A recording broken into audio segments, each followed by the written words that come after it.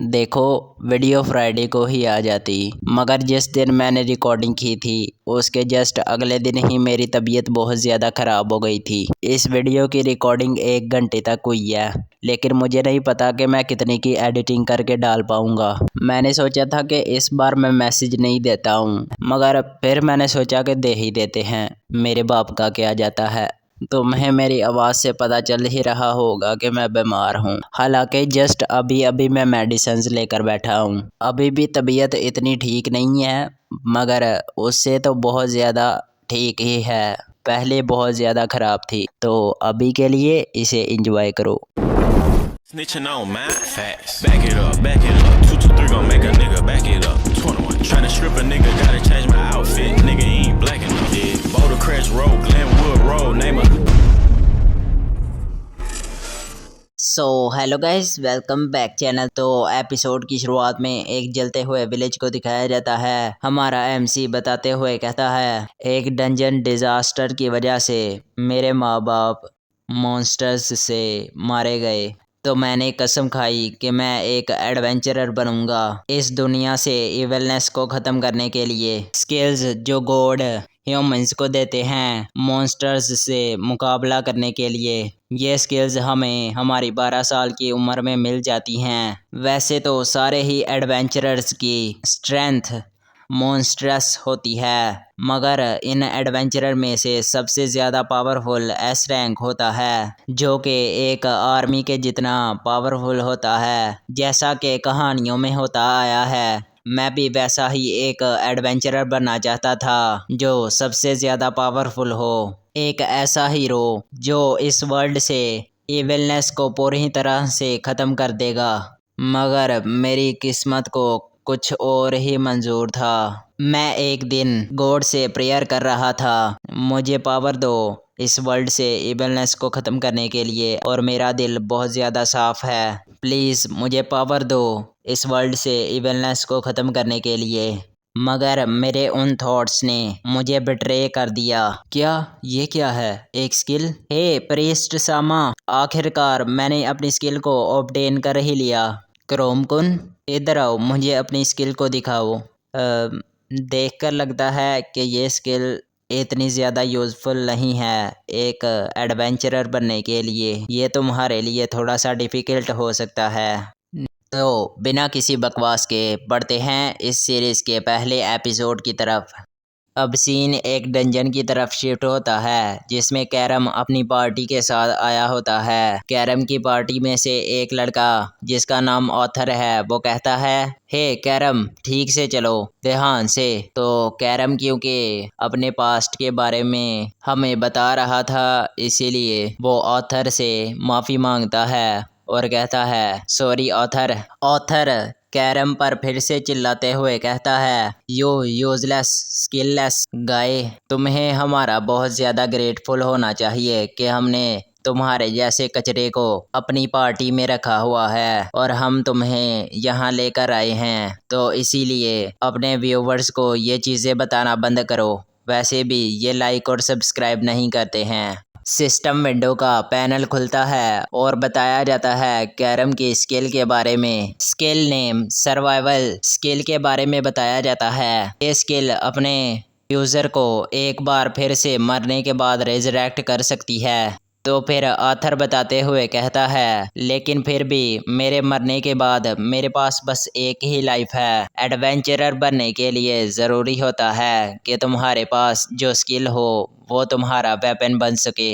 एक स्किल जो कि तुम्हें बस एक बार ही तुम्हारी डेथ से बचाती है। ये एक एडवेंचरर बनने के लिए घंटा काफ़ी नहीं है। इस जैसी स्किल के साथ मैं बस एक थर्ड रेट का एडवेंचरर ही बन पाया हूँ, जो कि एक पोर्टर के तौर पर काम करता है। पोर्टर के बारे में बताया जाता है, जो कि बस डंजर में काम ही करते हैं दूसरे एडवेंचरर्स के लिए, कि ये इस पर भी प्राउड फील करता है कि ये एडवेंचरर्स की मदद कर पा रहा है, क्योंकि वो उसकी कंट्री को प्रोटेक्ट कर रहे हैं। वो इनके लगेज को उठाकर भी बहुत ज़्यादा खुश है। वो बहुत ज़्यादा प्राउड फील कर रहा है क्योंकि इस तरह से वो उनकी पार्टी का एक पार्ट बन चुका है जो उनके साथ मिलकर काम कर रहा है अपनी कंट्री को बचाने के लिए। लेकिन इसके ही ऑपोजिट ऑथर अपनी पार्टी के दूसरे मेंबर को बताते हुए कहता है कि हालांकि इसकी एक बहन भी है जिसके पास आइस मैजिक है, मगर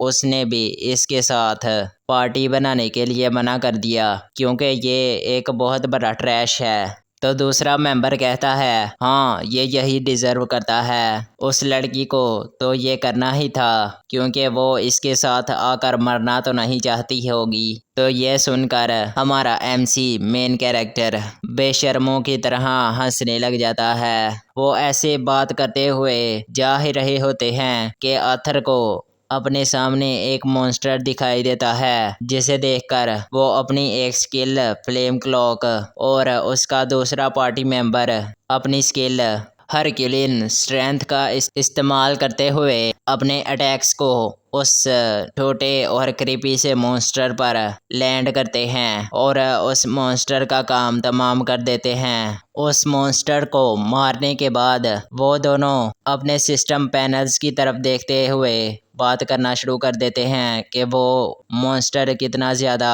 वीक था जो कि हमारे सामने आ गया। उसे मारना तो बहुत ज़्यादा इजी था। जो कि रूडली एक्ट करते हुए कैरम को कहता है हे तुम उसके स्टोन को बाहर निकालो। कैरम ऑथर को कुछ नहीं कहता और आगे बढ़कर उस मॉन्स्टर के स्टोन को निकाल लेता है और फिर वो वहाँ से आगे बढ़ने लग जाते हैं। कुछ दूर जाकर कैरम मैप को देखते हुए ऑथर को कहता है हे, क्या हम मैप से बाहर नहीं जा रहे हैं? हमें वापस चलना चाहिए। तो ऑथर कहता है हे डमी एसोल, अब क्या तुम मुझे सिखाओगे कि मुझे क्या करना चाहिए और क्या नहीं? अपनी बकवास बंद रखो। कैरम एक ड्रॉप को ज़मीन के ऊपर गिरते हुए देखता है तो कुछ देखकर हैरान हो जाता है। फिर हमें कुछ नहीं बहुत से मॉन्स्टर्स की आंखों को दिखाया जाता है। तो जब आथर और उसका पार्टी मेंबर दोनों उन मॉन्स्टर्स को देखते हैं तो उनमें से एक पार्टी मेंबर कहता है बगबेयर्स, ये तो बहुत ज़्यादा पावरफुल हैं, और उन पर अटैक करने लग जाता है और कहता है यहाँ तो बहुत ज़्यादा हैं, इनकी तादाद कम ही नहीं हो रही। हालांकि आर्थर भी इनका मुकाबला नहीं कर पा रहा होता है और अपनी स्वॉर्ड के एक अटैक को उस बगबेयर पर लैंड करते हुए कहता है इनकी स्किन बहुत ज़्यादा हार्ड है, ऊपर से इनके नंबर्स भी बहुत ज़्यादा हैं। कुछ देर बाद ऑथर एक क्रीपी सी स्माइल देता है। दूसरी तरफ ऑथर का सीन दिखाया जाता है जो कि इन बगबेयर से अपनी जान छुड़ाने का तरीका सोच रहा होता है और अपनी स्वॉर्ड से एक बगबेयर को डरा रहा होता है और फिर कहता है ये यूजलेस है, मैं इनसे फाइट नहीं कर सकता हूँ क्योंकि मेरे पास कोई स्किल ही नहीं है। अचानक से कैरम को धक्का लगता है। कैरम अपने पीछे देखता है तो उसके पीछे ऑथर खड़ा होता है। कैरम ऑथर की तरफ हाथ बढ़ाते हुए कहता है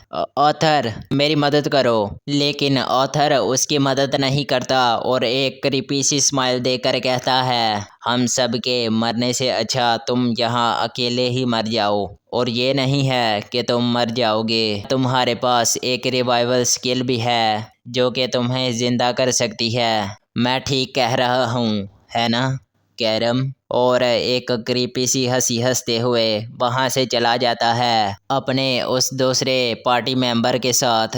कैरम कहता है रिवाइवल मेरी स्किल, ये मुझे बस एक बार ही ज़िंदा कर सकती है, लेकिन अगर ये स्किल मुझे एक बार ज़िंदा कर भी दे फिर भी मैं ज़िंदा होने के बाद इन मॉन्स्टर्स के बीच से नहीं निकल पाऊँगा क्योंकि यहाँ बहुत ज़्यादा स्ट्रोंगेस्ट और बहुत ज़्यादा नंबर्स में मॉन्स्टर्स हैं। तो वो कैरम को चीड़ फाड़ कर खाने लगते हैं। कैरम अपनी दर्द भरी और कराहती हुई आवाज़ में कहता है मैं इस जैसी जगह पर नहीं मरना चाहता हूँ, मगर ये बहुत ज़्यादा दर्द कर रहा है। फिर कुछ देर बाद सीन शिफ्ट होता है जहां कैरम की बॉडी को एक सुनसान जगह पर पड़े हुए दिखाया जाता है। असल में ये वही खाई है। सिस्टम विंडो का पैनल खुलता है और बताया जाता है रिवाइवल स्किल एक्टिवेटेड।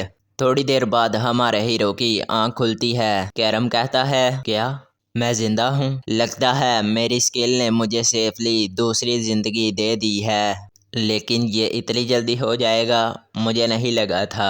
हमारा हीरो उठते ही पहले अपने हाथ को देखता है और एक स्वॉर्ड में अपने मुंह को देखकर कहता है, क्या मैं भला ऐसा क्यों दिख रहा हूँ? क्रोम बोलने की कोशिश करता है मगर उससे कुछ बोला नहीं जाता और कहता है, मैं बोल नहीं पा रहा हूँ।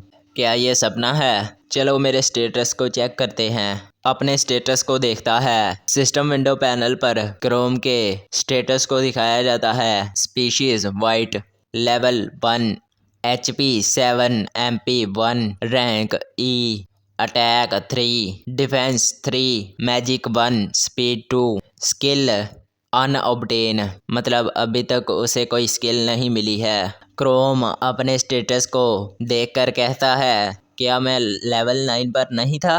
और ये सिस्टम विंडो मुझे वाइट क्यों बुला रही है? विंडो पैनल खुलते हैं और हमें वाइट के बारे में बताया जाता है। एक ऐसा मॉन्स्टर जिसकी बोन्स एविल माना की वजह से बनी हुई हैं। ये एक ई रैंक एडवेंचरर के जितना पावरफुल है, लेकिन इसकी अपनी कोई इंटेलिजेंस नहीं है। ये कुछ नहीं है मगर ये एक स्केलेटन है। सिस्टम विंडो पैनल की ये आवाज़ सुनकर क्रोम चिढ़ते हुए कहता है, हे मेरे साथ मजाक मत करो। ऐसा कैसे हो सकता है कि मेरे पास दिमाग नहीं है? मैं अभी भी सोच समझ पा रहा हूँ। MC प्रीस्ट सामा के बारे में याद करते हुए कहता है। फ्लैशबैक का सीन दिखाया जाता है। प्रीस्ट सामा कह रहा होता है, तुम्हारी इस स्किल के हमारे पास कोई रिकॉर्ड्स नहीं हैं, लेकिन इसके पैनल को देखकर ही डिस्क्राइब किया जा सकता है कि ये स्किल किसी एडवेंचरर के लिए सूटेबल नहीं है। मेरे पास अभी भी इस स्किल के बारे में कोई डिटेल नहीं है कि ये एक रेयर स्किल है। शायद ये इसलिए हुआ क्योंकि मेरी बॉडी डैमेज हो चुकी है और ये डंजन के एविल माना की वजह से भी हो सकता है। नहीं, अभी ये सोचना मैटर नहीं करता। मैटर तो ये करता है कि मैं इस बॉडी के साथ मरा ही हुआ हूँ। वेल, इसे ऐसा ही कहा जा सकता है क्योंकि मेरे पास हड्डियों के सिवा कुछ भी नहीं है। मैं एक मरे हुए इंसान से और कुछ भी नहीं हूँ। ये कोई अच्छी लाइफ नहीं है। मैं तो अपनी कंट्री को प्रोटेक्ट करना चाहता था मगर मुझे ये कचरा स्किल मिल गई। मैंने हमेशा अपनी लाइफ को रिस्क में डाला मगर हर दिन मैंने अपना लोगों से मजाक ही उड़वाया है। किसी लड़की को दिखाया जाता है जो कैरम को कह रही होती है कि अगर तुम्हारे पास कोई टैलेंट नहीं है तो तुम अभी रुक क्यों नहीं जाते हो? कैरम कहता है, ये फ्रस्ट्रेटिंग है मगर मुझे लगता है मेरी सिस्टर बिल्कुल भी गलत नहीं थी। बस वही लोग जिनके पास एक हाई रैंक स्किल होती है, बस वही एक हाई रैंक एडवेंचरर बन सकते हैं। और इस चिड़िया की माँ की चूत भाई बहुत देर से ऐसे ही चिड़चिड़ कर रही है। चलो छोड़ो यार, हम भी क्या कह सकते हैं इनको।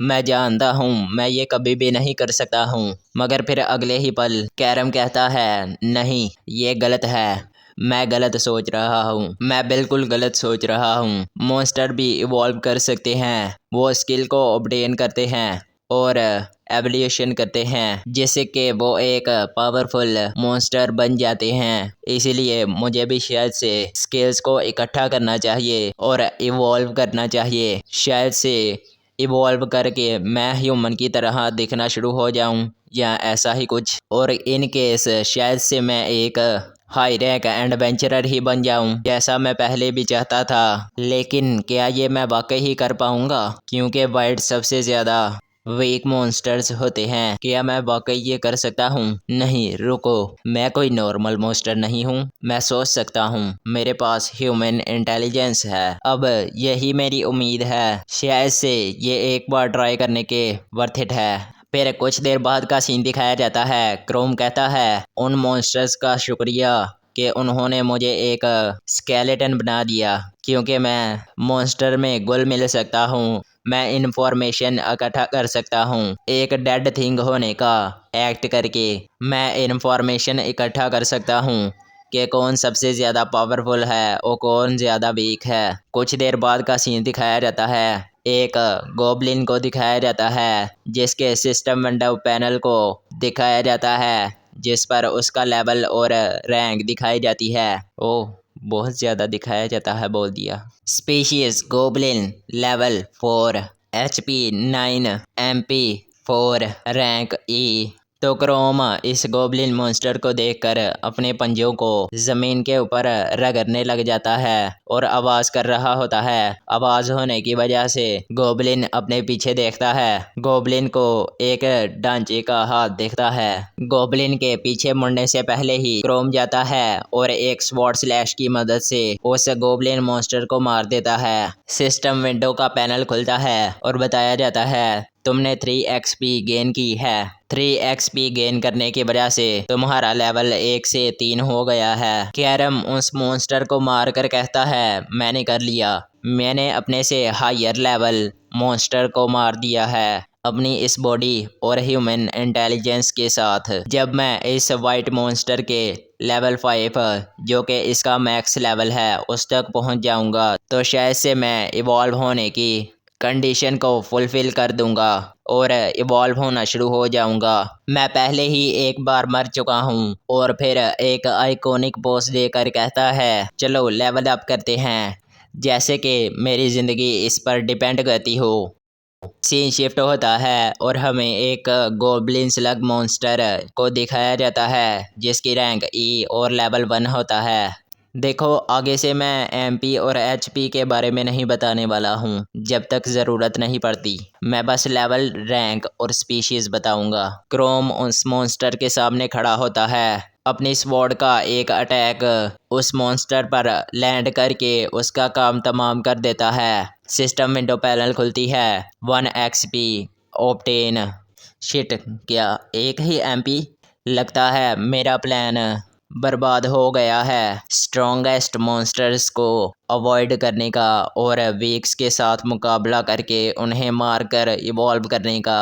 अब मुझे लगता है कि मुझे बस स्ट्रॉन्गेस्ट मॉन्स्टर्स के साथ ही मुकाबला करना पड़ेगा और उन्हें मारकर XP हासिल करनी होगी अगर मैं इवॉल्व करना चाहता हूँ और स्ट्रॉन्गेस्ट बनना चाहता हूँ तो। और इसके उल्ट अगर मैं इसी तरह से मॉन्स्टर्स को मारता रहूँगा तो मुझे लेवल अप करने के लिए कई साल लग सकते हैं। और फिर ये सोचते हुए अपनी स्वॉर्ड को उठाता है और एक दीवार के साथ लगकर बैठ जाता है और कहता है मुझे भूख लग रही है, मगर अब मुझे अगर ज़िंदा रहना है तो एक इंसान की तरह रहना बंद करना होगा क्योंकि अब मैं एक मॉन्स्टर हूँ। तो जिस मॉन्स्टर को इसने अभी अभी मारा होता है उसकी तरफ देखकर कहता है मुझे लगता है ये खाने में इतना बुरा तो नहीं लगेगा। उस मॉन्स्टर की तरफ देखकर एक स्माइल देता है और कहता है मेरे ख्याल से इसे खाना एक बुरी चॉइस नहीं है। नहीं, मुझे ये सोचना बंद करना होगा। शायद ये इसलिए हो सकता है क्योंकि मैं इस डंजन में बैठा हुआ हूँ।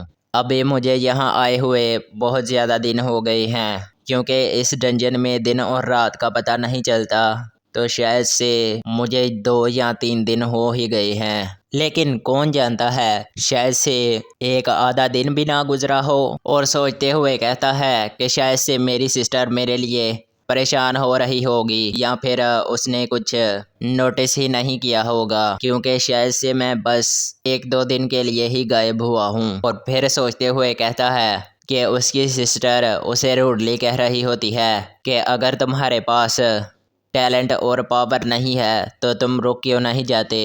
नहीं, मैं गलत सोच रहा हूँ। अगर उसने नोटिस भी किया होगा फिर भी वो मेरे लिए परेशान नहीं होगी। ओ नहीं, मुझे ये नहीं सोचना है। शायद से इस डैम ग्लूमी डंजन का इफ़ेक्ट हो सकता है कि मैं ऐसे नेगेटिव थॉट्स सोच रहा हूँ। मुझे यहाँ ज़्यादा देर तक नहीं रहना है। मुझे कुछ फाइट पिक्स करनी होगी और मॉन्स्टर्स को मारना होगा अगर मैं स्ट्रोंगर बनना चाहता हूँ तो। फिर सीन शिफ्ट होता है। हमें एक मॉन्स्टर को दिखाया जाता है। उस मॉन्स्टर की सिस्टम विंडो पैनल को दिखाया जाता है। स्टेटस स्पीशीज रेड आई, लेवल 7, रैंक D। क्रोम को दिखाया जाता है जो ज़मीन पर लेटकर एक अनडेड की तरह एक्टिंग कर रहा होता है।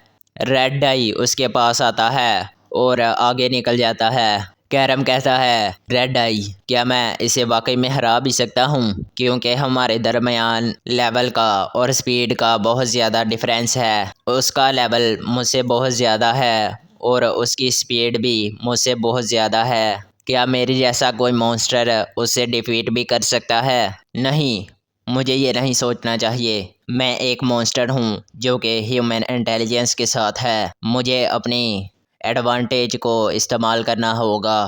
लकीली मैं इन मॉन्स्टर्स में डेड होने का एक्ट कर सकता हूँ, इसीलिए मुझे सेफली इस डंजन को इन्वेस्टिगेट करना होगा और इन्वेस्टिगेट करना होगा अपने टारगेट को। फिर कुछ देर बाद का सीन दिखाया जाता है जहां कैरम अपने नाइफ के साथ डंजन की दीवार पर एक निशान बना रहा होता है और कहता है, मैंने देखा है कि ये उस रेड आई वुल्फ की टेरिटरी है। तो इस केस में मुझे आगे हमें कैरम का प्लान नहीं बताया जाता।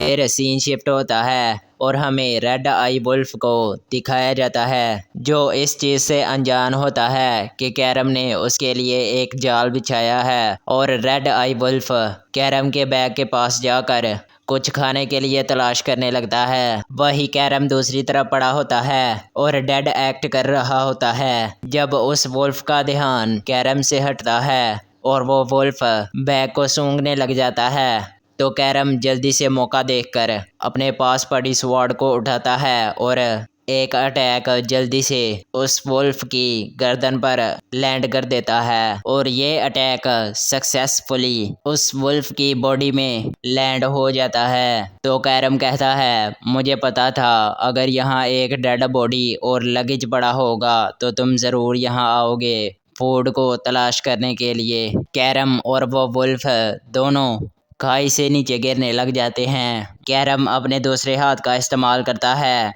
और उस स्वॉर्ड को पकड़कर उस वुल्फ की छाती में घुसा देता है, जिससे कि वो वुल्फ जोर से रोर करता है। कैरम अपनी स्वॉर्ड को उस वुल्फ की छाती से बाहर निकालता है और कहता है, मेरी बॉडी बस बोन की है, ये एक स्ट्रॉन्गेस्ट ओपोनेंट के सामने काम नहीं करेगा, लेकिन मैं मेरी बुक में मौजूद एक ट्रिक का इस्तेमाल कर सकता हूँ। और अपनी स्वॉर्ड से फिर से अटैक करता है, मगर वो वुल्फ इस बार अपने मुंह की मदद से उसके स्वॉर्ड को पकड़ लेता है और उसके बाजू को अपने मुंह की मदद से पकड़ लेता है। कैरम कहता है, मेरा बाजू, लेकिन मैं यहीं हार नहीं मानूंगा और अपनी स्वॉर्ड से फिर से अटैक करता है। वो वुल्फ कोई रिएक्ट नहीं कर पाता और वहीं पर मारा जाता है। कैरम उस वुल्फ को मारकर हाफते हुए कहता है, मैं जीत गया, मगर बस अपनी किस्मत से।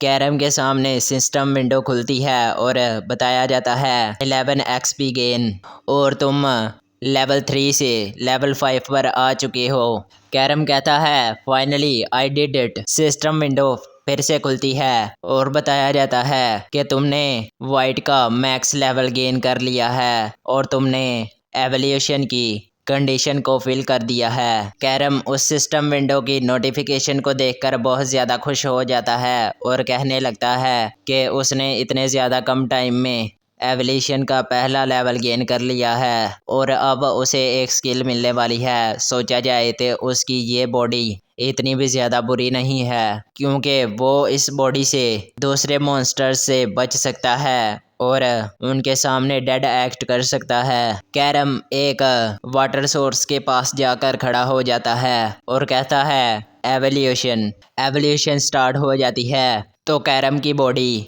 डंजन का माना अपने अंदर सोखने लग जाती है। तो कैरम कहता है, मैं रिकवर हो रहा हूँ, ये कैसी फीलिंग है? ये फीलिंग बहुत ज़्यादा पावरफुल है, लेकिन मैं कोई मॉन्स्टर नहीं बनना चाहता हूँ। गॉड, मैं तुमसे भीख मांगता हूँ, मुझे कुछ ह्यूमन जैसा दिखाओ। कैरम के आसपास लाइटनिंग होना शुरू हो जाती है और कैरम की बॉडी बहुत ज़्यादा ग्लो करने लग जाती है। सिस्टम विंडो का पैनल खुलता है और दिखाया जाता है, species ghoul, level 5, HP 22, MP 6, rank D, attack 9, defence 5, magic 5, speed 5, skill regeneration. कैरम का लुक दिखाया जाता है। कैरम कहता है मेरे स्टैट्स इंक्रीज हो गए और इवन के मेरे पास एक स्किल भी आ गई है। वेल, मुझे ऐसा नहीं लगता कि मेरी एवोल्यूशन के बाद मेरे अंदर कोई मॉन्स्ट्रस थ्रॉट आए हैं। सिस्टम विंडो पैनल खुलती है। गूल के बारे में बताया जाता है, एक लाश जो कि अब एक मॉन्स्टर में बदल चुकी है जिसका नाम गूल है। इसका दूसरा नाम कॉर्प्स ईटिंग मॉन्स्टर है और इसके पास बड़े बड़े नाखून और दांत हैं। मगर सबसे ज़्यादा डेंजरस इस मॉन्स्टर में रीजनरेशन स्किल है। क्रोम कहता है अगूल, ये थोड़ा सा भद्दा और अजीब तो दिखता है मगर मैं पहले से ज़्यादा एक ह्यूमन की तरह लग रहा हूँ। यहाँ तक कि मेरे बाजू भी पूरी तरह से ठीक हो चुके हैं।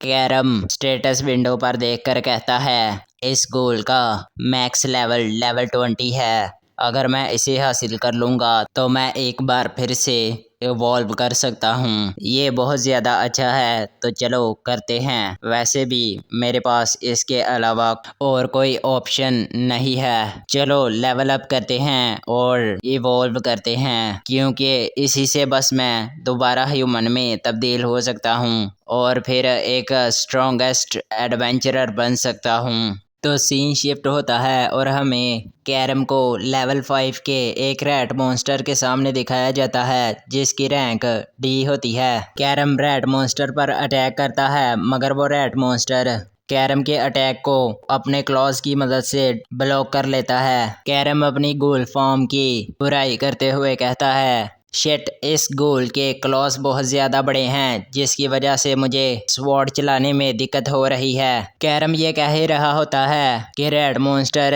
कैरम के ऊपर अपने क्लॉज की मदद से अटैक करता है और उस रैट मॉन्स्टर का अटैक कैरम के पेट पर सक्सेसफुली लैंड हो जाता है, जिसकी वजह से कैरम के पेट पर चोट लग जाती है और कैरम अपना पेट पकड़ कर बैठ जाता है। फिर कैरम उठता है और अपनी स्वॉर्ड को उस रैट मॉन्स्टर की तरफ थ्रो करता है, तो वो रैट मॉन्स्टर अपनी तरफ उस स्वॉर्ड को आते हुए देखकर अपने क्लॉज की मदद से उस स्वॉर्ड को झटक देता है। उस स्वॉर्ड को झटकने के चक्कर में उस रैट मॉन्स्टर का ध्यान कैरम की तरफ से हट जाता है, तो कैरम जल्दी से उस रैट मॉन्स्टर के पीछे आ जाता है और अपने क्लॉज की मदद से उस रैट मॉन्स्टर पर अटैक करता है। कैरम के अपने क्लॉज के अटैक करने की वजह से उस रैट मॉन्स्टर की पीठ पर बड़े बड़े कट्स लग जाते हैं और वो मॉन्स्टर वहीं ढेर हो जाता है। कैरम अपने क्लॉज की तरफ देखकर कहता है मैंने तो इस गोल की फॉर्म में बहुत अच्छे वेपन्स भी हासिल कर लिए हैं। सिस्टम विंडो पैनल खुलती है और बताया जाता है तुमने 7 XP गेन की है और तुम्हारा लेवल 5 से 6 पर पहुंच चुका है। कैरम कहता है ओ, मेरा लेवल अप हो गया। 20 लेवल पर मेरा अगला एवोल्यूशन आता है। इस हिसाब से मेरा लेवल बहुत ज़्यादा जल्दी बढ़ रहा है। ये सोचकर कैरम अपनी रीजनरेशन स्किल को एक्टिवेट करता है और अपने पेट पर हाथ रखता है और अपने आप को हील करना शुरू कर देता है। फिर वहाँ से अपना हाथ हटाता है तो वो चोट जो उसे पेट पर लगी थी वो पूरी की पूरी गायब हो जाती है। तो कैरम अपने आप को हील करके उस मॉन्स्टर की तरफ देखता है और कहता है इस गोल की बॉडी तो रीजनरेट हो गई लेकिन मुझे, और फिर अपने पेट पर हाथ रखकर कहता है बहुत जोरों की भूख लग रही है। कुछ देर बाद हमें कैरम और उस चूहे को दिखाया जाता है। रैट मॉन्स्टर और चूहा एक ही बात है। उस रैट मॉन्स्टर को दिखाया जाता है जिसके पाँव को कैरम ने काट लिया होता है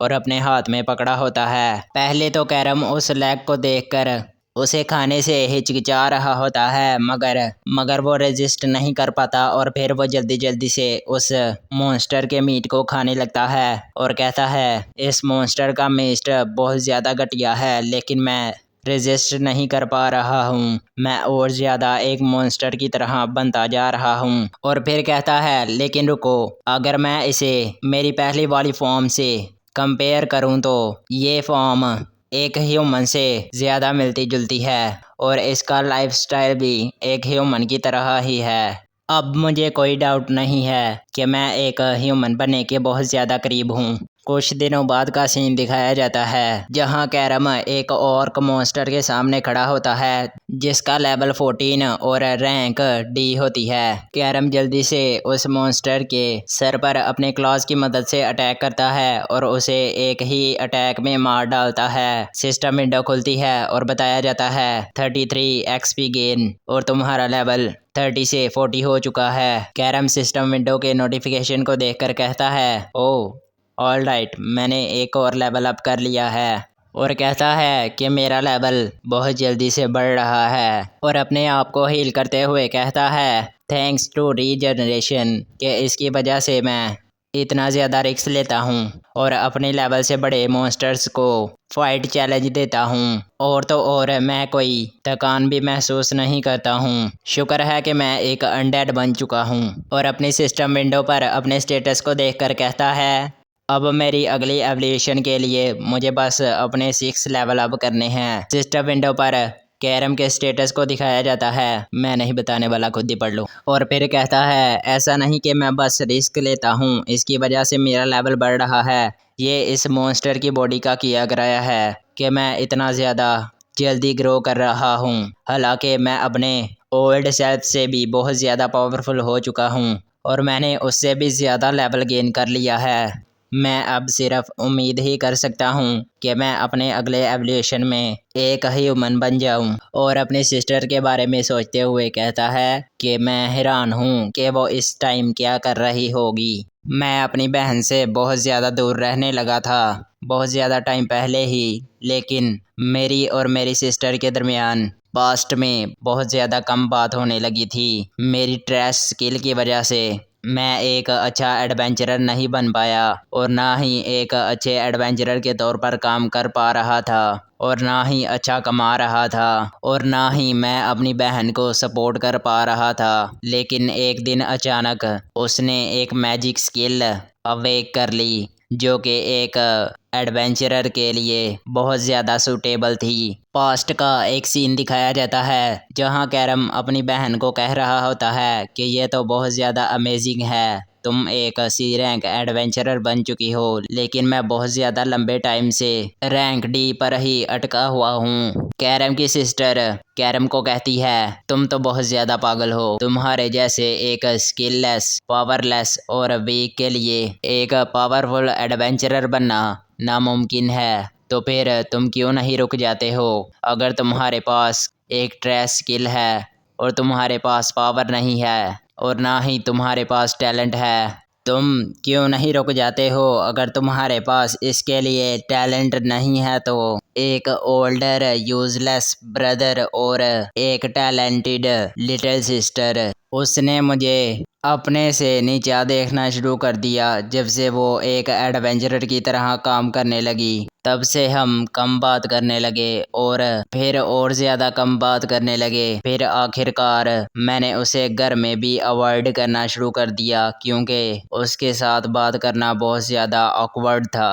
अभी तक बहुत ज़्यादा टाइम गुजर चुका है। मेरे ख्याल से कैलमिया ने ज़रूर से नोटिस किया होगा कि मैं बहुत ज़्यादा टाइम से गायब हो चुका हूँ और मेरे साथ कुछ हो चुका है, या फिर और शायद से जैसा मैं सोच रहा हूँ ऐसा ना भी हो। और अगर मैं इस फॉर्म में अपने घर वापस जाता हूँ तो मुझे पक्का यकीन है कि मैं ज़रूर किसी के हाथों मारा जाऊँगा क्योंकि मैं अभी भी बात नहीं कर सकता हूँ। कैरम बोलने की कोशिश करता है मगर वो एक मॉन्स्टर की तरह चिल्ला रहा होता है।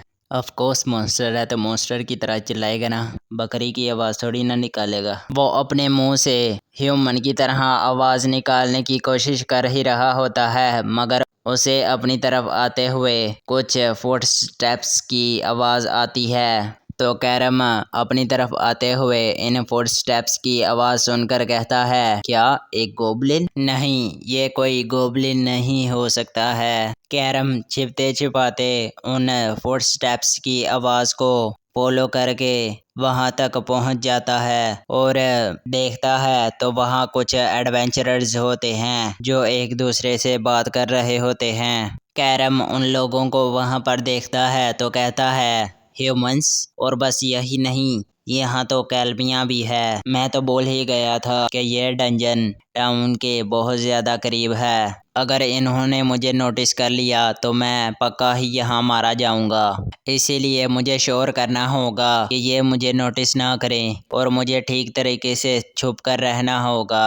देखो, यहाँ ठीक से कुछ बताया नहीं गया कि इनमें क्या बात हो रही है, मगर जितना मुझे समझ आया मैं उतना बता देता हूँ। देखो, मैं शॉर्ट में बताऊंगा, ये बहुत ज़्यादा बकवास करते हैं। एक्चुअली में बात ये हो रही होती है कि डंजन में जो इविल माना होता है वो बहुत ज़्यादा डेंजरस होता है, जिससे बचने के लिए एडवेंचरर्स अपने साथ पोशंस रखते हैं। और ये जो लड़का है जो कैल्बिया के साथ बहस कर रहा है, वो कह रहा होता है मैं पोशंस को अपने साथ लेकर आया था, मगर बहुत ज़्यादा कम लेकर आया था, तो मेरे पास अब ख़त्म हो चुके हैं, तो हमें यहाँ से वापस जाना चाहिए, या फिर तुम मुझे अपने वाले दे सकते हो इस्तेमाल करने के लिए। तो कैल्बिया कहती है हम क्यों भला तुम्हें अपने पोशंस दें, तुम्हें नहीं पता है, ये तो बस बेसिक सी नॉलेज है कि हम अपने साथ पोशन लेकर आते हैं डंजन के माना से बचने के लिए। तो ये वाली लड़की जो कैल्बिया के साथ खड़ी होती है वो अपने बैग को दिखाते हुए कहती है कोई बात नहीं, तुम मेरे वाले यूज़ कर सकते हो, बस इतनी बात हो रही होती है। देखो, मैं पक्का नहीं हूँ कि ये यही बात कर रहे हैं, बस मैं तुम्हें समझाने के लिए बता रहा हूँ। मुझे खुद भी पता नहीं चला कि ये क्या बात कर रहे हैं, और ना ही यहाँ पर कुछ अच्छी तरह से एक्सप्लेन किया गया है कि ये किस बारे में बात कर रहे हैं। वैसे भी इन्होंने जो बात की है ना, वो हमारे किसी काम की नहीं है। तो इस बकचोदी को पीछे रखो और स्टोरी की तरफ आते हैं। और कैरम की बहन उस लड़के को इन सब के लिए जिम्मेदार ठहरा रही होती है कि वो अपने साथ कोई पोशन नहीं लेकर आया। हाँ, वो लेकर आया था, पर कम लेकर आया था। कैरम अपनी सिस्टर को ऐसे बहस करता हुआ देखकर कहता है वो इतनी सी छोटी बात के लिए कैसे इतना ज़्यादा हार्श हो सकती है, और कहता है हाँ नहीं, आई मीन कि हाँ, उसकी बात भी पूरी तरह से गलत नहीं है। कैरम अपने सर को खुजलाते हुए ये बात कर ही रहा होता है, मगर कैरम का नाखून दीवार के साथ टकरा जाता है तो थोड़ी सी आवाज़ होती है। तो कैरम की बहन के साथ वाली लड़की कहती है एक मॉन्स्टर। कैरम कहता है डैम। तो कैरम की बहन ये बात सुनकर अपने आइस मैजिक को एक्टिवेट कर लेती है और अपनी आइस एरो की स्किल को यूज़ करती है। कैरम कहता है ये कैल्बिया की स्किल है, आइस एरो। तो कैरम की बहन उन आइस एरोस को कैरम की तरफ शूट कर देती है। तो कैरम जिस दीवार के पीछे छुपा होता है उस दीवार पर एक आइस एरो जाकर लगता है, जिसकी वजह से वो दीवार टूट जाती है और कैरम का बाजू भी हल्का सा इंजर्ड हो जाता है। तो इस लड़की का स्टेटस विंडो दिखाया जाता है लीना लेवल 14। लीना कहती है इस गोल के पास हीलिंग स्किल होती है। तो ये लड़का कहता है तो चलो हमें इसे 1 ही मिनट में क्रश कर देना चाहिए। इस लड़के की स्टेटस विंडो को दिखाया जाता है ड्रेक डेन लेवल 14। तो कैरम की बहन कैल्बिया कहती है अगर तुम इसे 1 ही अटैक में क्रश करना चाहते हो तो ध्यान रखना कि वो अटैक डायरेक्टली इस गोल पर ही लगे। तो कैरम अपने मन में सोचते हुए कहता है अगर ये 1v1 हुआ तो मैं कुछ सोच सकता हूँ, नहीं तो फिर मैं ख़त्म हूँ। तो कैरम की बहन का स्टेटस विंडो दिखाया जाता है कैल्बिया लेवल 18। तो कैरम कहता है मेरी बहन लेवल 18 पर है, वो वाकई में बहुत ज़्यादा पावर रखती है, मुझे जल्दी से यहाँ से भागने की अपॉर्चुनिटी को तलाश करना होगा। तो वो लड़का अपनी स्किल को एक्टिवेट कर कर कैरम को कहता है मैं तुम्हें जला कर राख कर दूंगा। तो कैरम उस लड़के के अटैक को डॉज करके कहता है एक स्किल जिसकी मदद से तुम अपनी स्वॉर्ड को फ्लेम से कवर कर सकते हो, ये तो बहुत ज़्यादा स्ट्रोंग है। तो ये लड़की भी अपनी स्किल लाइट बॉडी का यूज़ करती है और कैरम के पीछे आ जाती है। तो कैरम कहता है ये तो बहुत ज़्यादा फास्ट है। वो लड़की कैरम के पीछे आकर कैरम पर अटैक करती है, मगर कैरम अपने हाथ की मदद से उसे ब्लॉक कर लेता है और कहता है मैं इस लड़की से उसके अटैक की डायरेक्टली हिट को खा सकता हूँ, मगर इस लड़के से मुझे बचकर रहना होगा क्योंकि इसका एक अटैक मुझे जलाकर राख कर सकता है और शायद से मैं इस लड़के के अटैक को डॉज नहीं कर सकता हूँ क्योंकि हमारे बीच लेवल का बहुत ज़्यादा बड़ा डिफरेंस है। इस लेवल के डिफरेंस की वजह से मैं डेफिनेटली यहाँ से नहीं भाग सकता हूँ। मेरे पास ऐसा कोई चांस ही नहीं है। मैं ह्यूमंस पर अटैक नहीं करना चाहता हूँ। लेकिन लड़का कहता है ये लो एक और। कैरम कहता है मैं कोई नॉर्मल मॉन्स्टर नहीं हूँ, अपने दिमाग का इस्तेमाल करो। तो कैरम ये कहकर एक पत्थर को लात मारता है तो वो पत्थर जाकर उस लड़के की स्वॉर्ड पर लगता है। तो वो लड़का कहता है ये डैम मॉन्स्टर, इसने मेरी तरफ एक स्टोन को थ्रो किया। तो उस लड़के के ध्यान भटकने की वजह से कैरम उस लड़के के सामने आ जाता है और उसके मुंह पर अपनी कोहनी की मदद से अटैक करता है और कहता है मैं अपने क्लॉज का इस्तेमाल नहीं कर सकता हूँ, मगर मेरे पास दूसरी भी ट्रिक्स हैं। और वहां से भागने लग जाता है और वहां से भागते हुए कहता है एक मॉन्स्टर को डंजन के डीपर हिस्से तक चेस करना बैन है। अगर मैं इनसे बहुत ज्यादा दूर चला जाऊंगा तो ये मुझे चेस नहीं करेंगे। और इस चिड़िया की तो क्या करें यार, हम कुछ कर भी नहीं सकते हैं। कैरम के अटैक की वजह से वो लड़का अपने मुंह को पकड़कर वहां बैठ जाता है और कहता है बास्टर्ड। तो वो लड़की कहती है मैं उसे नहीं जाने दूंगी और उसकी तरफ भागने लग जाती है। तो कैरम भागते हुए कहता है मैं दिक्कत में आ जाऊंगा अगर इसने मुझे ओवरटेक कर लिया तो। कैरम रुक जाता है और पीछे मुड़कर कहता है मेरे पास और कोई चॉइस नहीं है, मेरे पास रीजनरेशन स्किल है। तो वो लड़की कैरम को अचानक से रुकता हुआ देखकर चौंक जाती है और कहती है ये अचानक से रुक क्यों गया। लड़की कैरम पर अटैक करती है। कैरम उसे अपने हाथ की मदद से ब्लॉक कर लेता है और कहता है मेरे पास रीजनरेशन है, मैं इसके कुछ अटैक्स अपनी बॉडी पर झेल ही सकता हूँ। कैरम उस लड़की की स्वॉर्ड को पकड़ता है और उसे डंजन की दीवार में घुसा देता है। लड़की कहती है मेरी स्वॉर्ड। कैरम कहता है ये तो उसने एक्सपेक्ट ही नहीं किया होगा, ये जरूर उसके लिए एक सरप्राइज जैसा होगा। कैरम ये सोचते हुए खुश हो ही रहा होता है, लेकिन पीछे से आवाज आती है आइस एरो। कैरम कहता है डैम, मैं तो कैलमिया को भूल ही गया था। कैलमिया के आइस एरो सीधा आकर कैरम के पैरों को लगते हैं। तो कैरम कहता है उसने मेरे पैरों को निशाना बनाया ताकि मैं यहाँ से भाग ना पाऊँ। कैरम गिर जाता है। कैलमिया आगे आती है तो वो लड़की कैलमिया की तारीफ करते हुए कहती है जैसा कि एक्सपेक्ट किया था आइस प्रिंसेस कैलमिया से। एल लड़का कहता है मैं इसे अपनी स्वॉर्ड से किल करना चाहता हूँ और लेवल अप करना चाहता हूँ। तो कैलमिया कहती है तुम दोनों बहुत ज़्यादा अग्रेसिव हो रहे हो, मैं इसे अपने एक ही अटैक से गिरा सकती थी और फिर तुम इसे मार सकते थे। कैरम कहता है क्या मैं यहीं मारा जाने वाला हूँ, मेरे पैरों में बहुत ज़्यादा दर्द हो रही है और मेरे पैर और मेरी टांगें मुझे महसूस ही नहीं हो रही। क्या टेरिबल आइस पावर थी, लेकिन कोई बात नहीं, मेरे पास गोल्ड की स्किल है रीजनरेशन। कैरम अपने आप को हील करना शुरू कर देता है। कैरम कहता है बस अब कुछ मिनटों की ही बात है, मैं दोबारा से इन वाउंड्स के साथ भाग सकता हूँ, लेकिन मेरे पास और ज़्यादा वक्त नहीं है। कैरम की बहन आगे आती है और कहती है आइस मैजिक। उसका आइस मैजिक अपीयर होने लगता है। कैलमिया अपनी दूसरी स्किल आइस लुइंस का यूज़ करती है और फॉर्मेशन से एक त्रिशूल निकल कर बाहर आता है। कैरम उसे देखकर कहता है आज मैं मारा जाने वाला हूँ अपनी छोटी सिस्टर के हाथों।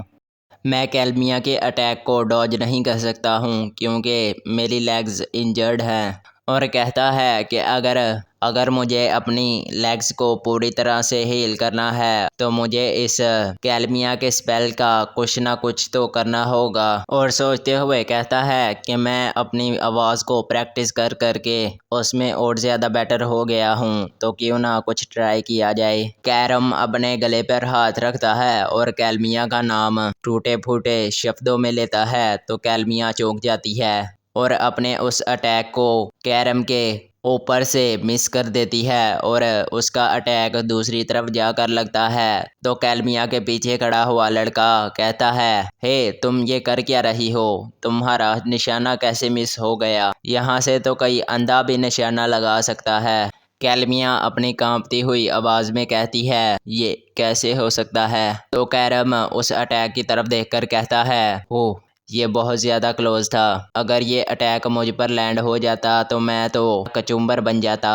मेरा प्लान काम कर गया। उसे उसका नाम लेकर चौंका देना और अपने आप को प्रेज़ करने लग जाता है और कहता है चलो यहाँ से चलते हैं। मेरी रीजनरेशन स्किल भी पूरी हो चुकी है और मैं पूरी तरह से रीजनरेट कर चुका हूँ। कैल्बियाँ फिर से अपने मैजिक को यूज़ करके स्पेल बनाने लगती है, मगर कैरम कैल्मिया की तरफ बढ़ता है और करता है बूम और उसे डराते हुए वहाँ से भाग जाता है। तो कैल्बिया कहती है क्या मैं एक मॉन्स्टर से ट्रिक हो गई हूँ। वो लड़का कैल्मिया को कहता है हे क्या तुम कर क्या रही हो। ये ऐसा था जैसे खाना खुद तुम्हारे पास चलकर आ रहा है मगर तुमने उसे जाने दिया। कैल्मिया उस लड़के को कुछ नहीं कहती और सोच रही होती है कि ये मेरा भाई तो नहीं, क्योंकि कुछ लाशें डंजन का माना एब्जॉर्ब करके एक कॉर्प्स ईटिंग मॉन्स्टर में बदल जाती हैं, लेकिन मैंने बस रूमर्स ही सुने हैं। कैरम का सीन दिखाया जाता है। कैरम कहता है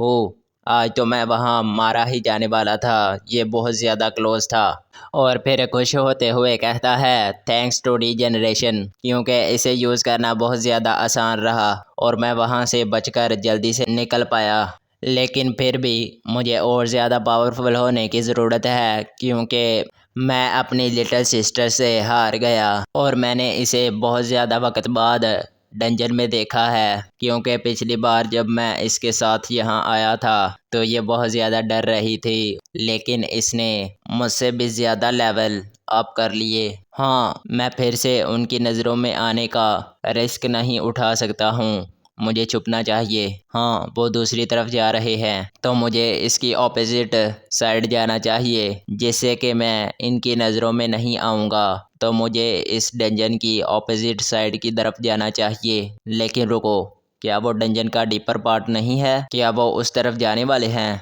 नॉर्मल पीपल ज़्यादा देर डंजन में नहीं रहते हैं, फिजिकली नहीं, तुम मेंटली भी टायर्ड हो जाते हो। इसका एक रीज़न डंजन का थिक माना है जो नॉर्मल पीपल्स को बहुत ज़्यादा नुकसान पहुंचा सकता है और उनके लिए बहुत ज़्यादा डेंजरस होता है। इसीलिए नॉर्मल पीपल्स को ज़्यादा देर डंजन में नहीं रहना चाहिए। हालांकि जब दूसरे ह्यूमंस भी डंजन में आने लगते हैं तो वो बहुत ज़्यादा प्लानिंग करते हैं, तो ये सब अपने इस लेवल के साथ इतना डीपर क्यों जा रहे हैं। हाँ, मैं मारा जा सकता हूँ अगर मैं दोबारा से उनकी नज़रों में आ गया, लेकिन मुझे उन्हें बहुत ज़्यादा दूर से ही ऑब्जर्व करना चाहिए। कैल्मिया के ग्रुप को एक एडवेंचरर की लाश मिलती है तो वहाँ लड़का कहता है युक, ये तो एक एडवेंचरर के क्रॉप्स हैं। कैल्मिया उस एडवेंचरर के पास जाकर देखती है तो कुछ नहीं कहती। तो लड़का कहता है ओ, इसके पास से पहले से ही सारी वैल्यूएबल चीज़ें ले जाई जा चुकी हैं। तो लड़की कहती है हाउ डिस्गस्टिंग। कैल्बियाँ उड़ती है और कहती है चलो चलते हैं, और डंजन के और ज़्यादा डीपर हिस्से में जाने लगती है। तो लड़का कहता है क्या तुम और ज़्यादा कंटिन्यू करने वाली हो? तो कैल्बियाँ कहती है इसे मैंने पहले भी बहुत ज़्यादा बार खुद से ही एक्सप्लोर किया है। अगर बात की जाए हमारी, हम अपने लेवल्स और स्किल्स के साथ इसे एक्सप्लोर कर सकते हैं अगर तुम मेरे साथ कोऑपरेट करो तो, और इस तरह से मत चिल्लाओ। तो ये लड़का सोचते हुए कहता है मैं इनके साथ एक सेकंड भी ज़्यादा खेलना नहीं चाहता हूँ, ये बहुत ज़्यादा बेवकूफ़ी भरी चीज़ें कर रही है। सीन शिफ्ट होता है और हमें कैरम का सीन दिखाया जाता है। कैरम कहता है क्या ये वाकई और ज़्यादा डीपर जाने वाले हैं, लेकिन डंजन के अंदर तो बहुत ज़्यादा डेंजरस मॉन्स्टर होते हैं जो डीपेस्ट पार्ट में रहना पसंद करते हैं। उन्हें डंजन का थिक माना बहुत ज़्यादा पसंद होता है, जिसकी वजह से वो डीपर पार्ट में रहते हैं। और ये क्या पागल हो गए हैं कि बिना किसी प्लानिंग के और अपने इस लेवल के साथ और ज़्यादा अंदर जाने वाले हैं। मेरी बहन तो वाकई में बहुत ज़्यादा पागल है। और कहता है क्या वाकई में तुम और ज़्यादा अंदर जाकर रश करने वाली हो? कैरम ये सोच ही रहा होता है तो कैल्मिया की पार्टी के पास एक बैट आकर ज़मीन में घुस जाता है। कैल्मिया की एक पार्टी मेंबर को दिखाया जाता है जो कहती है शिट, ये क्या है? हमें दिखाया जाता है एक मॉन्स्टर को जो बहुत ज़ोर से रोर करता है। कैरम कहता है शिट, मुझे पता ही था डंजन के डीपर पार्ट में इस तरह की कोई चीज़ हो ही सकती है। इस तरह के मॉन्स्टर डंजन के डीपर पार्ट में अचानक से ही अपीयर हो जाते हैं। ये शायद से 20 लेवल या 20 लेवल से अबव होगा। उस मॉन्स्टर की स्टेटस विंडो को दिखाया जाता है species ogre level 22 HP 96 MP 28 rank C। कैरम कहता है कैलमिया, तुम ये क्या कर रही हो? अपने और उस मॉन्स्टर के लेवल के डिफरेंस के साथ तुम बहुत ज़्यादा कैजुअलिटीज़ फेस कर सकती हो। कैरम कहता है कोई बात नहीं, मैं जंप करके उसे डिस्ट्रैक्ट कर सकता हूँ। नहीं रुको, मैं ये नहीं कर सकता हूँ क्योंकि उन्हें पता है मैं उनका कोई नहीं लगता हूँ, मगर मैं एक मॉन्स्टर हूँ और वो भी एक मॉन्स्टर है।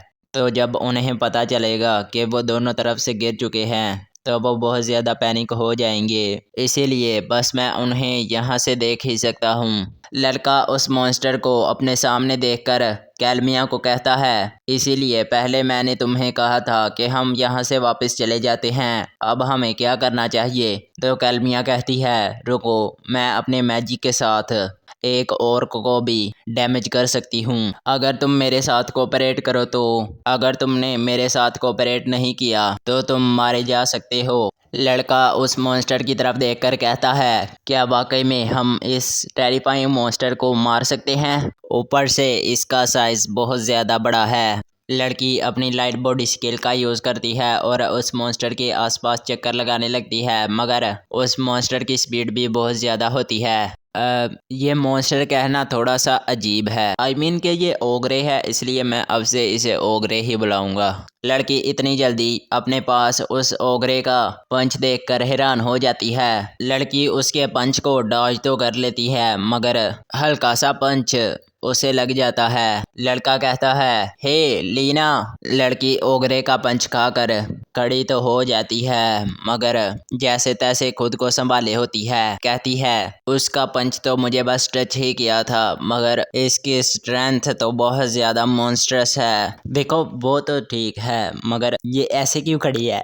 इतने में कैलमिया अपने स्किल को पूरी तरह से एक्टिवेट कर लेती है और उस मॉन्स्टर के ऊपर अपने आइस एरोस को छोड़ देती है। तो कैलमिया का एक आइस एरो उस मॉन्स्टर के हाथ में जाकर लगता है और दूसरा आइस एरो उस मॉन्स्टर के पेट पर लगने ही लगता है, मगर वो मॉन्स्टर उस आइस एरो को पकड़ लेता है और उसे तोड़ देता है। कैलमिया अपने उस आइस एरो को टूटता हुआ देखकर हैरान हो जाती है और कहती है इस मॉन्स्टर की स्किन बहुत ज़्यादा टफ है। कैरम कहता है इनके पास उस मॉन्स्टर से फाइट करने के लिए एनाउट लेवल नहीं है, भला इतनी कमज़ोर टीम इस डंजन के इतने ज़्यादा डीपर पार्ट में आई ही क्यों होगी? कैलमिया पर सीन शिफ्ट होता है। कैलमिया कहती है अगर ये काम नहीं करी तो मैं अपनी दूसरी स्किल को यूज़ करूँगी, लेकिन उसको यूज़ करने के लिए बहुत ज़्यादा टाइम लगेगा, इसीलिए उन दोनों से मुझे कहना होगा कि वो मेरे लिए कुछ टाइम बाय करें, जैसे कि मैं परफेक्ट अटैक करूंगी और उस मॉन्स्टर को मार डालूंगी। तो लड़का कैलमिया को कहता है ये काम नहीं करेगा, उसका लेवल हमसे बहुत ज़्यादा है, हमारा मैजिक, स्पीड और स्ट्रेंथ तीनों ही उससे बहुत ज़्यादा कम है और आज मैं यहाँ मारा जाने वाला हूँ। तो कैलमिया उस लड़के को इतना ज़्यादा सोचते हुए देखकर गुस्सा हो जाती है और कहती है जाओ उस पर अटैक करो और उसकी अटेंशन अपनी तरफ खींचो। अगर तुमने उसकी अटेंशन अपनी तरफ नहीं खींची और ये फाइट ज़्यादा देर नहीं चली तो हम और ज़्यादा देर तक ज़िंदा नहीं रह पाएंगे। फिर कैलमिया कहती है मैं इस तरह की जगह पर नहीं मरना चाहती हूँ, हमारे पास अभी भी एक चांस है। तो वो लड़का कैलमिया की बात सुनकर गुस्सा हो जाता है और कहता है ये बीच सच्ची में हमें कह रही है कि जाके उस टेरिफाइंग मॉन्स्टर पर अटैक करो। इसके लिए हमें ये कहना बहुत ज़्यादा आसान है क्योंकि ये हमारे पीछे छुपी हुई है और ख़ुद हमें उस मॉन्स्टर पर अटैक करने के लिए कह रही है। फिर घबराते हुए लड़का कहता है अगर मैं यहाँ से भाग जाऊँगा तो मेरे इस लो लेवल के साथ वो मॉन्स्टर मुझे ज़रूर ही पकड़ लेगा और मुझे मार डालेगा। मेरे पास और कोई रास्ता नहीं है इस कैलमिया की बात सुनने के अलावा। और फिर कुछ देर बाद सोचते हुए एक स्माइल करता है और फिर उस लड़की लीना को बुलाता है और कहता है अपना कान आगे करो। तो वो लड़की अपने कान को उसके पास करती है तो वो लड़का कहता है और जो इस लड़के ने उसके कान में कहा है वो हमें नहीं बताया जाता। फिर सीन शिफ्ट होता है, कैरम को दिखाया जाता है। कैरम कहता है ये लोग कर क्या रहे हैं। फिर सीन शिफ्ट होता है उस ओगरे पर जो उन दोनों लड़की और लड़का पर अटैक करता है। वो दोनों जंप करके उसके अटैक को डॉज कर लेते हैं, मगर जहां उस ओगरे का अटैक लगता है वहां की ज़मीन पूरी तरह से शेल्टर हो जाती है। फिर आधी फाइट को स्किप करते हुए दिखाया जाता है। वो लड़का लीना को इशारा करता है। लीना सीन कैलमिया पर शिफ्ट होता है जिसने अपनी पूरी की पूरी मैजिक फॉर्मेशन को एक्टिवेट कर लिया होता है। उससे पहले कि कैलमिया उस मॉन्स्टर पर कोई अटैक कर पाती, लीना अपनी लाइट बॉडी स्किल का यूज करती है और उस लड़के को अपने साथ उठाकर वहां से भाग जाती है। कैलमिया जब उनकी तरफ देखती है तो कहती है तुम कहाँ जा रहे हो। तो लीना कैलमिया को कहती है तुम्हें हमारे बारे में सोचने की ज़रूरत नहीं, तुम अपनी चिंता करो। सीन कैरम की तरफ शिफ्ट होता है। कैरम कहता है इन दोनों कमीनों ने उसे अबैंडन कर दिया, लेकिन उस वक्त जब वो बहुत ज़्यादा क्रिटिकल सिचुएशन में थी। कैलमिया की तरफ सीन शिफ्ट होता है। कैलमिया अभी भी अपनी उस मैजिक फॉर्मेशन को बनाए हुए होती है और उस मॉन्स्टर पर अटैक करने लगती है। वो मॉन्स्टर अपने सामने कैलमिया को देखकर गुस्सा हो जाता है और कैलमिया पर अटैक करने लगता है, मगर कैलमिया उससे पहले अपने अटैक को उस फॉर्मेशन से बाहर निकालती है और कहती है आइसलैंड्स। वो मॉन्स्टर इस अटैक को देखकर घबराने लगता है और अपने अटैक को रोक देता है। कैलमिया अपने उस अटैक को उस मॉन्स्टर पर करती है तो उस मॉन्स्टर का एक बाजू उड़ जाता है। तो वो ओगरे अपना एक बाजू उड़वाने के बाद दर्द के मारे चिल्लाने लगता है। कैलमिया कहती है उसे हिट कर गया। कैलमिया इसकी खुशी मना ही रही होती है, मगर उस मॉन्स्टर का दूसरा हाथ तो बाकी है भाई। वो मॉन्स्टर अपने दूसरे हाथ की मदद से कैलमिया पर अपने बैट से अटैक करता है और वो अटैक कैलमिया पर सक्सेसफुली हिट हो जाता है। तो कैलमिया उस अटैक के लगने की वजह से उड़ते हुए बहुत ज़्यादा दूर जाकर गिरती है। तो कैलमिया पर अटैक करके वो मॉन्स्टर बहुत ज़ोर से रोर करने लग पड़ता है। कैरम की तरफ सीन शिफ्ट होता है। कैरम भागते हुए आता है और कैलमिया का नाम चिल्लाता है। उस लड़के को दिखाया जाता है जो कैलमिया को कहता है कैलमिया ये तुम्हारा अपना फॉल्ट है जिसकी वजह से तुम्हारे साथ ये हुआ है। आई मीन के तुम अपने उस भाई को इस डंजन में ढूंढने के लिए आई हो जो यहाँ पर डिसअपियर हो चुका है। सीधी सी बात है, अगर कोई लो रैंक एडवेंचरर इस डंजन में डिसअपियर हो चुका है तो इसका मतलब है कि वो मारा जा चुका है। तो कैरम ये सुनकर हैरान हो जाता है और कहता है क्या। सीन ओगरे मॉन्स्टर की तरफ शिफ्ट होता है। वो ओगरे अपने बैट की मदद से फिर से कैलमिया पर अटैक करने लगता है। कैलमिया को दिखाया जाता है जो अपने भाई को कोस रही होती है कि वो इतना ज़्यादा वीक था तो वो यहाँ क्यों आया था, और ये कहते हुए बेहोश हो जाती है तुम कहाँ हो, यू इडियट ब्रदर, तुम कहाँ हो। इतने में ओगरे का अटैक कैलमिया के बहुत ज़्यादा पास आ चुका होता है। कैरम आता है और उस ओगरे के मुंह पर पंच दे मारता है। तो वो ओगरे कैरम का पंच खाकर बहुत ज़्यादा गुस्सा हो जाता है कि ऐसे कह रहा हो कि तुम्हारी मुझे पंच मारने की हिम्मत कैसे हुई। कैरम अपनी बहन की तरफ देखकर कहता है मुझे माफ़ कर देना तुमसे छुपने के लिए, और फिर उस मॉन्स्टर की तरफ देखकर कहता है अब से मैं हूँ तुम्हारा ओपोनेंट, तुम बड़े से जो भी हो तुम।